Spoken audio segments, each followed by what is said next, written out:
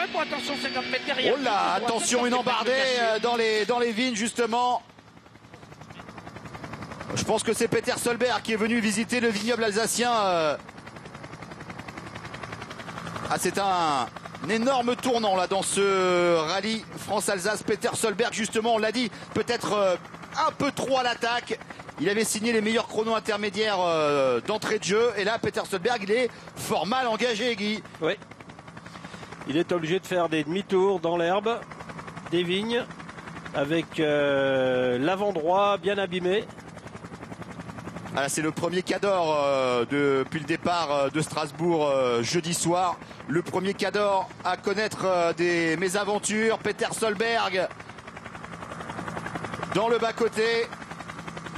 Sortie de route pour le Norvégien, pour le pilote Ford, qui était à ce moment-là, enfin en tout cas au départ ce matin, quatrième à 33 secondes de Sébastien Loeb. On va revoir ce qui s'est passé pour Peter Solberg. Ben, il a fait un tout droit. Il a fait un tout droit tout simplement à la sortie du virage. Ouh là là, ouh là là, ouh là là, oui. Ouais, c'est les vendanges tardives, hein, comme on dit en Alsace, Guy. Ah d'accord, il a... Oula, ah, oui, là. Il a coupé un poteau électrique. On a vu des étincelles et la fumée. Eh bien, dites-moi...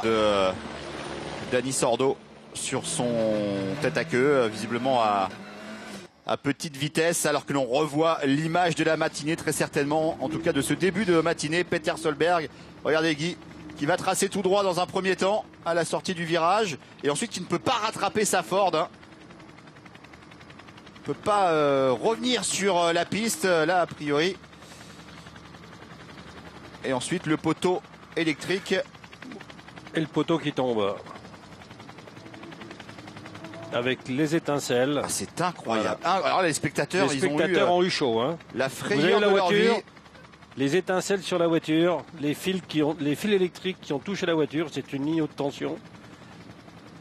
Incroyable. Et donc et l'impression du manque de frein, c'est que quand il traverse à nouveau la route, la voiture ne ralentit pas du tout, il n'y a aucune trace de frein sur la route. On a l'impression qu'il n'avait plus de frein à ce moment-là. Ah, pour l'instant, c'est l'image de ce rallye France-Alsace 2012, Peter Solberg. Fin de parcours pour le Norvégien et sa Ford. Thierry, il y a déjà eu deux sorties.